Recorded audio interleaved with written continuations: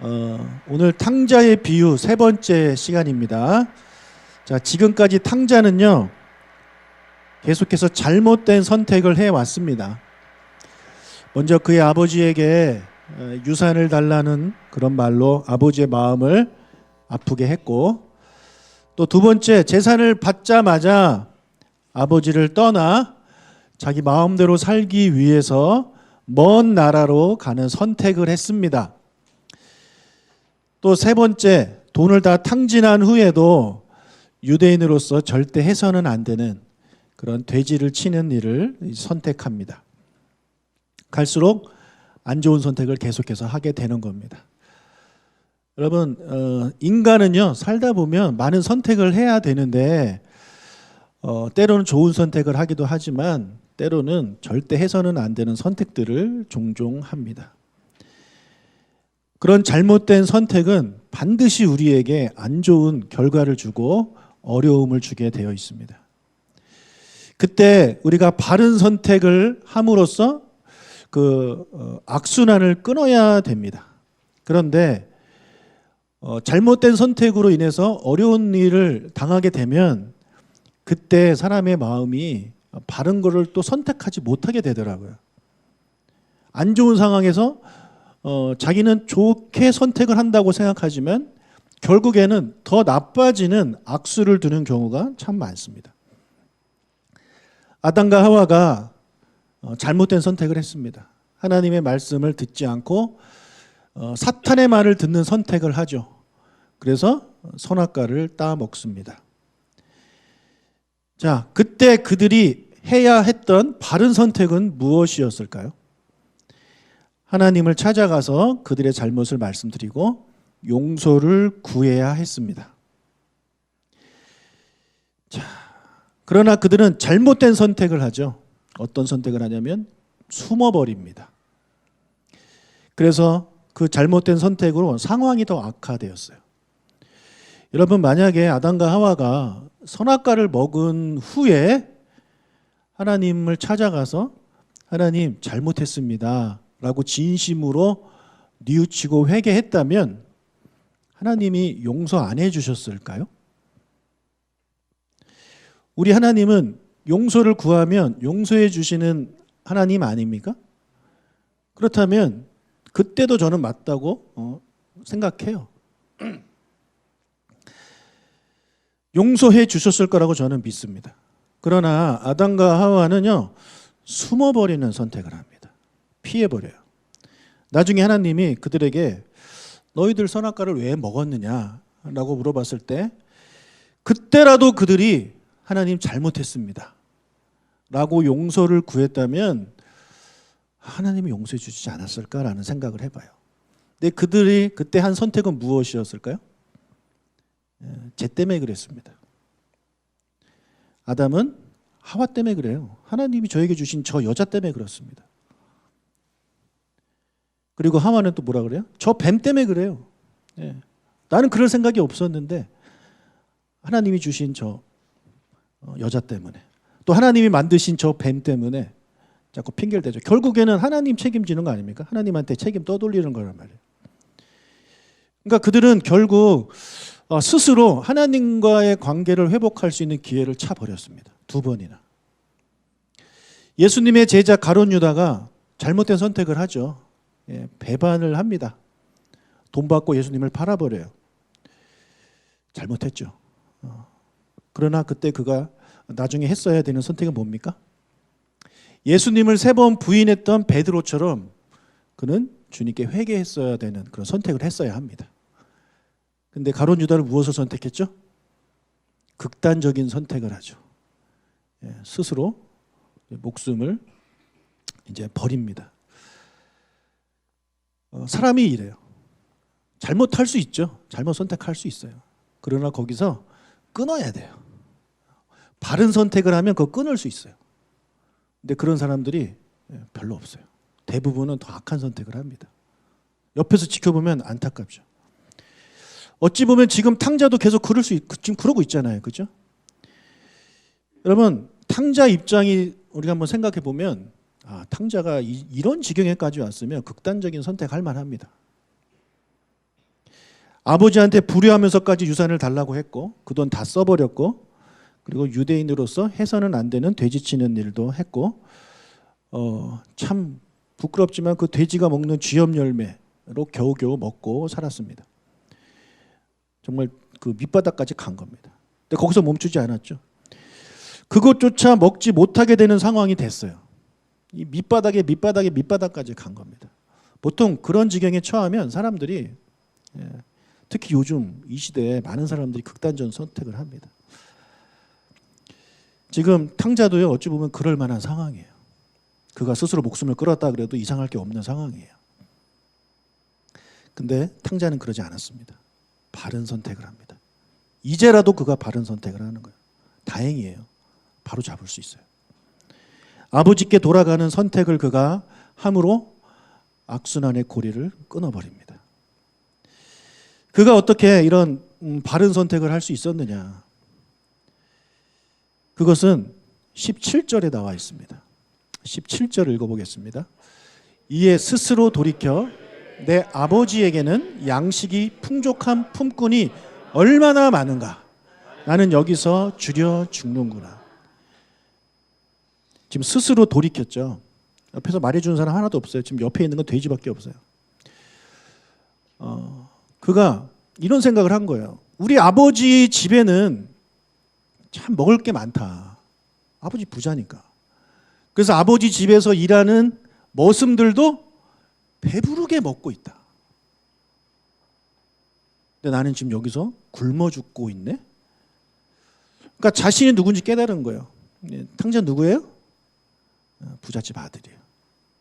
자기 아버지를 떠올렸다는 얘기는 자기가 그분의 아들이라는 걸 이제 깨달았다라는 거예요. 진심으로 깨달았다라는 거예요. 여러분, 알고 있는 것과 깨닫는 거는 완전 다른 겁니다. 아무리 알아봐요. 그거 깨닫지 못하면 아무 소용이 없어요. 사람은 깨달아야 돼요. 그리고 그가 또 깨달은 건 뭐냐면 나는 지금 굶어 죽어 가고 있다. 그것을, 그 두 가지를 그가 이제 깨달은 겁니다. 그런 깨달음이 있었기 때문에 그가 바른 선택을 하게 되는 거죠. 여러분, 아이들이 뭐 어릴 때는 노는 게 최고죠, 그죠? 아이는 어릴 때 놀아야 돼요.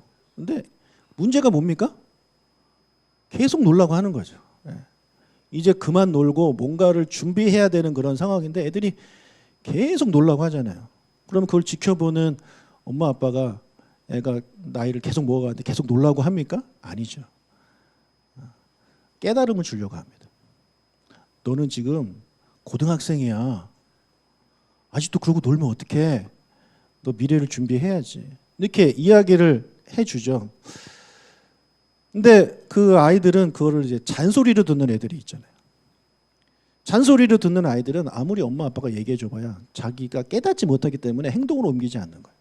근데 아이들이 그 깨달으면요, 스스로 활동하게 되어 있습니다.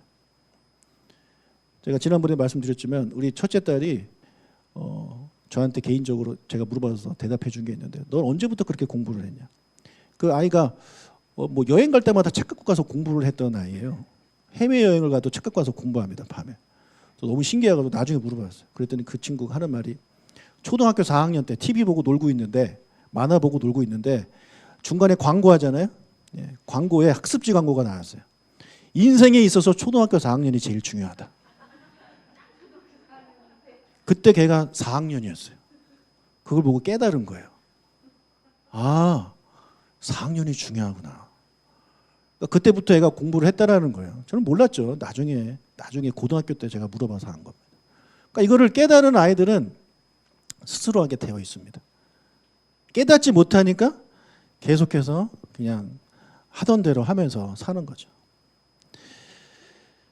여러분, 다윗이 하나님이 기뻐하시는 참 삶을 살았지만 그거 잘못한 것도 있었습니다. 유부녀 밧세바를 취하는 잘못된 선택을 한 적이 있잖아요. 근데 얼마 후에 밧세바가 임신을 이제 합니다. 그러니까 당황한 다윗이 어떤 선택을 합니까? 그의 남편이자 자신의 충직된 부하인 우리야를 죽게 만드는 더 나쁜 선택을 합니다.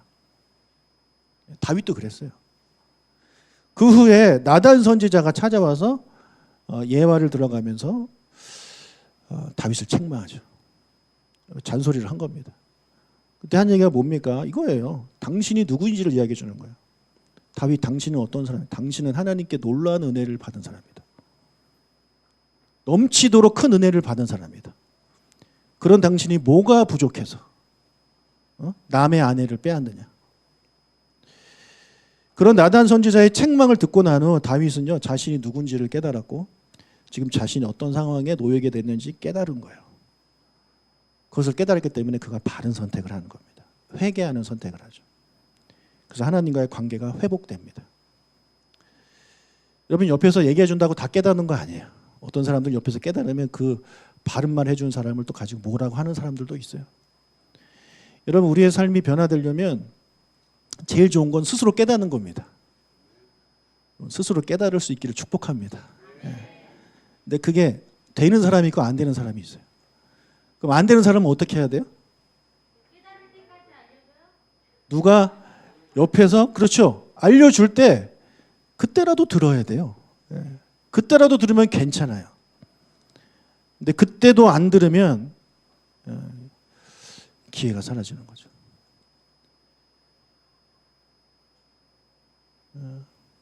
여러분, 우리도 사람이다 보니까 살다 보면 잘못된 선택을 합니다. 그 잘못된 선택 때문에 어려움이 오기도 하고, 지금 여기서도 이 탕자가 그 아버지와의 관계가 완전 깨져버렸잖아요. 잘못된 선택으로 인해서. 우리도 살다 보면 잘못된 선택으로 사람과의 관계가 깨질 때가 있어요. 그때 우리가 해야 되는 바른 선택이 있어요. 자, 1번과 2번 제가 예를 드리겠습니다. 어떤 것이 바른 선택이고 어떤 것이 나쁜 선택인지 한번 골라보시기 바랍니다. 1번, 관계를 끊어낸다. 2번, 관계를 회복한다. 2번이죠? 자식과의 관계가 틀어졌어요. 1번, 호적에서 판다. 2번, 관계를 회복하기 위한 노력을 한다. 다 2번 알죠? 다 알아요. 근데 살면서 우리는 다 1번 선택을 많이 합니다. 끊어버려요. 잘못된 거예요. 그거는 바른 선택이 아니라 잘못된 선택이에요. 여러분, 바른 선택을 하실 수 있는 성숙한 분들이 되시기를 주님의 이름으로 축복합니다. 아멘. 탕자의 말에서 우리가 알 수 있는 게 뭐냐면 탕자의 아버지가 부자라는 거예요. 그렇죠? 얼마나 부자면 종들도 배불리 먹고 산대요. 사랑하는 여러분, 우리 하나님 아버지에게도 이런 풍족함이 있는 것을 믿으시길 축복합니다. 우리 아버지는요, 가난한 분이 아니에요.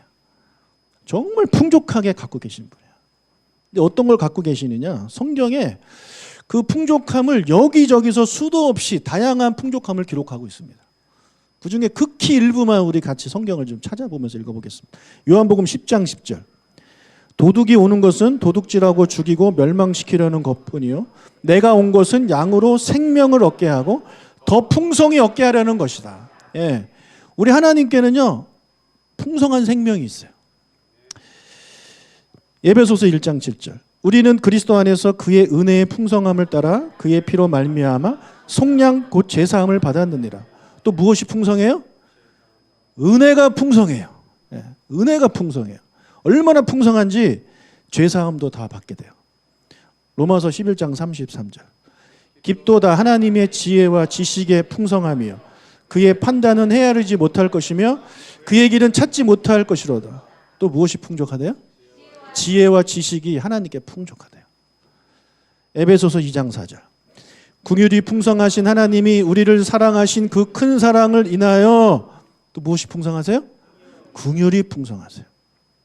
시편 5편 7절. 오직 나는 주의 풍성한 사랑을 힘입어 주의 집에 들어가 주를 경외함으로 성전을 향하여 예배하리이다. 사랑이 풍성하세요. 시편 37편 11절. 그러나 온유한 자들은 땅을 차지하며 풍성한 화평으로 즐거워하리로다. 하나님에게는 화평도 평화도 풍성합니다. 시편 86편 15절. 그러나 주여, 주는 긍휼히 여기시며 은혜를 베푸시며 노하기를 더디하시며 인자와 진실이 풍성하신 하나님이시오니, 인자와 진실이 풍성하대요. 로마서 2장 4절. 혹 내가 하나님의 인자하심이 너를 인도하여 회개하게 하심을 알지 못하여 그의 인자하심과 용납하심과 길이 참으심이 풍성함을 멸시하느냐. 예, 하나님께는 인자하심과 용납하심과 길이 참으심이 풍성하대요. 에베소서 1장 8절.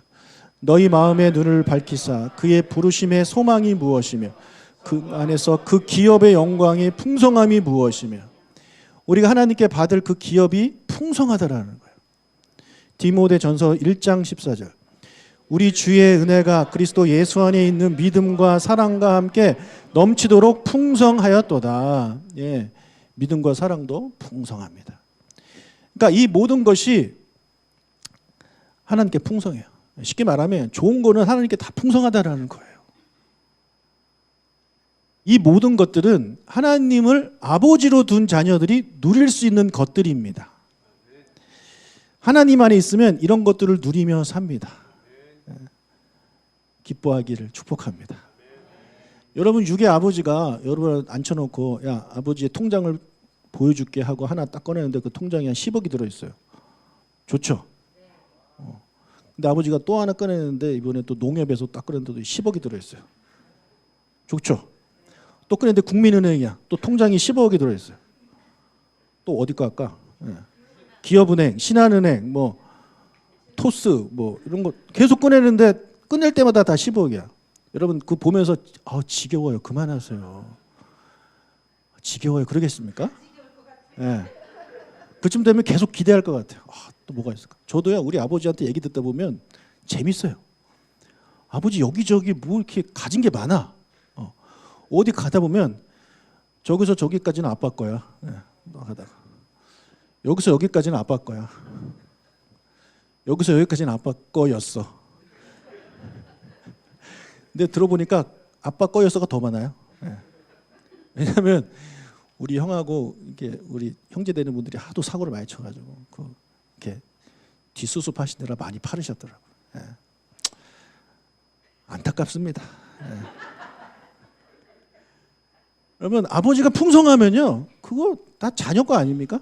네. 우리 하나님 아버지는 이렇게 풍성한 게 많으시는 거예요. 그럼 누리면서 사셔야죠. 네. 여러분, 하나님한테 이렇게 좋은 게 풍성한 게 많은데 나 안에 기쁨도 없고 평화도 없고 사랑도 없고 뭐 믿음도 없고 뭐 없어요? 그럼 여러분 뭔가 잘못 살고 있는 겁니다. 하나님의 자녀라면 이건 당연히 누려야 되는 거예요. 왜 그걸 누리지 못하느냐? 이유는 딱 하나예요. 내가 아버지와 떨어져 있기 때문에 그래요. 아버지와 떨어져 있기 때문에 그게 내게가 되지를 못하는 거예요. 여러분, 내가 지금 교회 안에 있다고 해서 하나님과 가까운 게 아닙니다. 물론 교회를 떠난 사람보다는 하나님 가깝겠지만 그렇다고 그렇게 하나님과 가까운 게 아닐 수도 있어요. 출애굽한 이스라엘 백성이 하나님과 늘 함께 했잖아요. 그들은 하나님의 풍성하심을 경험했어요. 만나 실컷 먹고 메추라기 실컷 먹고 다 풍성함을 계속 경험했어요. 그러나 그들은 계속 불평하죠. 왜 그랬어요? 그들의 육체는 하나님의 임재를 뜻하는 불기둥과 구름기둥과 맨날 같이 있었지만 그들의 마음은 어디가 있었냐면 저기 이집트 애굽에 가 있는 거예요. 여러분, 내가 아무리 교회를 다닌다고 해도 내 마음이 저 세상에 가 있으면, 다른 데 가 있으면 하나님과 함께 하고 있는 게 아닙니다. 나는 그것과 함께 하고 있는 거예요. 그러니까 이런 것들을 누리지 못하면서 사는 거예요. 교회를 다녀도 은혜가 없어. 교회를 다녀도 기쁨이 없어. 교회를 다녀도 만족이 없어. 하나님과 떨어져 있어서 그런 겁니다. 여러분 지금 어디에 있습니까? 하나님과 가까이 있나요? 아니면 좀 떨어져 계십니까? 자기의 상태를 보시면 본인이 알 수 있어요. 네. 시편 73편 28절 읽겠습니다. 하나님께 가까이 함이 내게 복이라. 네. 왜 하나님과 가까이 하기 복이에요? 하나님께 풍성한 게 많으니까. 여러분, 부자랑 친하게 지내면 좋습니다. 제 친구 중에 잘 사는 친구가 있어요. 걔 만나면 맨날 밥 사요. 걔가. 계속 얻어먹다가 나도 좀 그래서 가끔 커피는 사는데 부자 옆에 있으니까 좋던데요. 풍성하신 하나님 옆에 있으면 여러분 우리는 그게 복인 거예요. 우리가 그걸 알아야 됩니다. 그 좋은 풍성한 하나님을 놔두고 자꾸 우리 쥐염 열매를 가까이 하면서 삽니까? 쥐염 열매 그거 얼마 있으면 없어져 버리는 것들이에요. 여러분이 추구하는 돈, 건강 뭐 이런 거 좀만 있으면 없어질 것들이에요. 자칫하면 금방 없어져요. 근데 절대 없어지지 않는 게 있어요. 우리 하나님 아버지 거는 절대 없어지지 않아요. 예. 거기는 안전해요. 안전해. 근데 이 쥐염 열매는요, 안전하지 않아요. 지금은 좀 많아 보이지만 얼마 있으면 없어져 버릴 것들이에요. 언제 사라질지 모르는 거예요. 여러분, 안전한 거 붙드셔야지 이 불안전한 거 불안해서 어떻게 붙들면서 사시려고 합니까? 하나님을 가까이 하십시오. 하나님께 가까이 하면 아까 극히 일부만 우리 같이 읽었지만 정말 더 많은 좋은 것들을 누리면서 이 세상에서 행복하게 또 하나님 나라 가셔도 행복하게 살 수 있게 되는 것입니다. 아멘. 우리 옆 사람을 권면합시다. 하나님께 가까이 가십시오.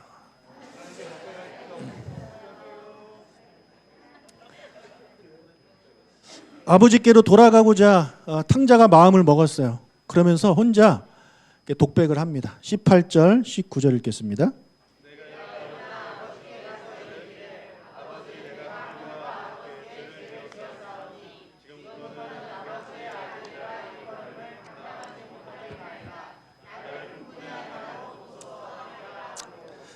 탕자는 깨달음이 왔기 때문에 자기가 얼마나 잘못한지를 지금 알고 있습니다.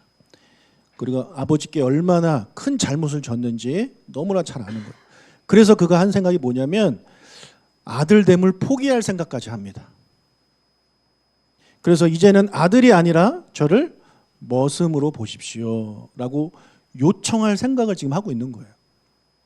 얼마나 아버지한테 미안한 마음을 갖고 있는지 우리가 알 수 있는 대목이죠. 여러분, 여기에 죄의 무서움이 나옵니다. 죄가 왜 무서운지가 여기 나와요. 죄는요, 우리의 정체성을 무너뜨려요. 흐트러뜨려요. 이게 무서운 거예요. 그리스도인들이 죄를 지으면 정체성에 혼란이 옵니다. 내가 이런 죄를 지었는데 이런 큰 죄를 짓는 내가 정말 하나님의 자녀가 맞는가라는 혼란이 옵니다. 같은 죄를 계속해서 반복하는 나 자신을 보면서 내가 정말 구원받은 백성이 맞는가? 라는 생각을 하게 만들어요. 그게 죄의 무서움이에요. 구원의 확신이 흔들리시는 분들이 바로 여기에 다 넘어지는 거예요. 어느 날은 구원의 확신 물어보면 네, 천국 갈 수 있어요! 했다가도 그 다음날 물어보면 잘 모르겠는데요. 그게 왜 그러느냐? 이 죄 때문에 그런 거예요. 죄 때문에 자기의 정체성, 나는 하나님의 자녀다라는 정체성이 흔들리는 거예요. 그게 무서운 겁니다. 여러분, 제가 분명히 말씀드립니다. 여러분이 짓는 죄는요, 여러분의 정체성을 절대 바꾸지 못합니다. 절대 바꾸지 못합니다. 여러분이 죄를 짓는다고 해서 하나님의 아들과 딸이었던 여러분이 다시 사탄의 아들과 딸이 되는 게 아닙니다. 또 거기서 회개했다고 또 다시 하나님의 자녀가 되고 또 죄졌다고 다시 사탄의 자녀가 되고 이게 아니라는 것을 말씀을 드리는 거예요. 여전히 우리는 하나님이 사랑하시는 아들이고 딸이에요. 구원받은 자녀예요. 이 사실을 잊지 않으시기를 말기를 축복합니다. 다만 조건이 있어요. 아버지 곁에 있을 때 이게 의미가 있는 거예요. 아버지 곁에 있을 때 이게 의미가 있는 거지, 아버지를 떠나면 아무런 의미가 없어요. 아버지를 떠난 상태에서 아버지의 보호를 받지 못하는 상황에서 내가 아버지의 아들이라는 이 사실은 아무 의미가 없습니다. 지금 보십시오. 지금 탕자가 그런 상황이잖아요. 그는 자기가 하나님의 자기 아버지의 아들이라는 걸 깨달았어요. 근데 그는 지금 아버지를 떠나 있잖아요. 그러니까 아무런 보호를 받지 못하는 거예요. 아무런 그런 복을 받지 못하는 상황에 지금 살고 있는 겁니다. 돼지 먹는 쥐염 열매나 먹는 신세일 뿐입니다. 여러분, 우리가 살면서 하나님의 자녀로서 하나님이 싫어하시는 일을 하지 않기를 축복합니다. 그러나 넘어질 수 있잖아요. 잘못할 수 있잖아요. 그때 여러분, 그럴수록 아버지께 돌아가는 선택을 해야 돼요. 아까 말씀드렸잖아요. 내가 죄를 지으면 하나님과 관계가 자꾸 깨지는 상황이거든요. 그때 우리는 선택을 해야 돼요. 바른 선택. 그 관계를 끊어버리는 선택이 아니라 그 관계를 회복하려는 선택을 해야 되는 거예요. 그게 회개하는 거예요. 그래서 우리 주일마다 와서 예배 드리면서 찬양하면서 우리가 꼭 해야 될 것이 바로 그거예요. 회개예요. 하나님 잘못했어요. 제가 지난주에 이런 죄를 지었어요. 용서해 주세요. 옆에서 사탄이 이렇게 말할 수도 있어요. 야, 너 그 죄 지난주에도 회개했잖아. 너 그거 지지난주에도 회개한 거 아니야? 1년 전에도 한 거 같은데? 아, 생각해보니까 10년 내내 그거만 회개하고 있네? 너는 구원받은 자녀가 아니야. 너 염치가 있어야지. 그런 말을 분명히 합니다. 예. 죄가 여러분 정체성을 흔드는 거예요. 흔들리지 마세요.